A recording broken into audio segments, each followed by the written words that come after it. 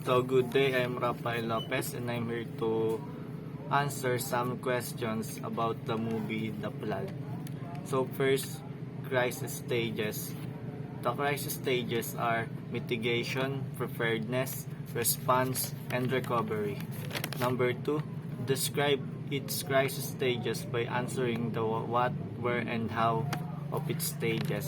So, first, mitigation happens when Rob, the marine engineer, created a barrier which is called Thames Barrier to avoid the huge flood that may occur.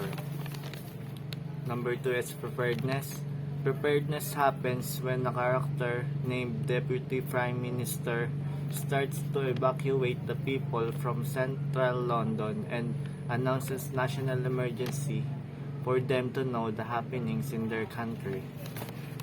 Third is response. Response happens when the character Rob, his father, and his ex-wife jump to the barrier to escape while Leonard is rescued by a helicopter. Since Leonard is the one who knows more about the rising of the flood, that's why the military needs his help. Leonard risks his life to save millions of lives by activating the barrier under the water. Recovery. Recovery happens when Rob and his ex-wife successfully lowered the barrier and the water around the London flashed out. All the families are being reunited after the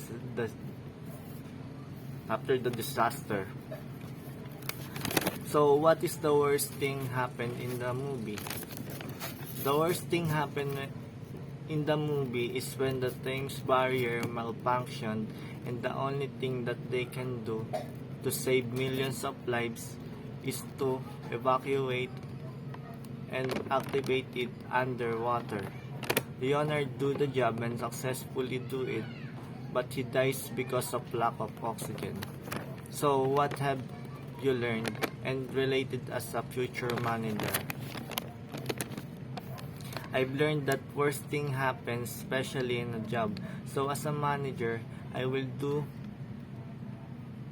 be giving myself a time to do plans and actions in every problems that my company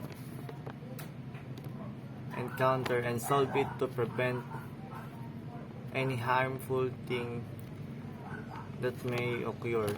I also included a good relationship to employee because a good relationships gives a company a happy and trustworthy bond.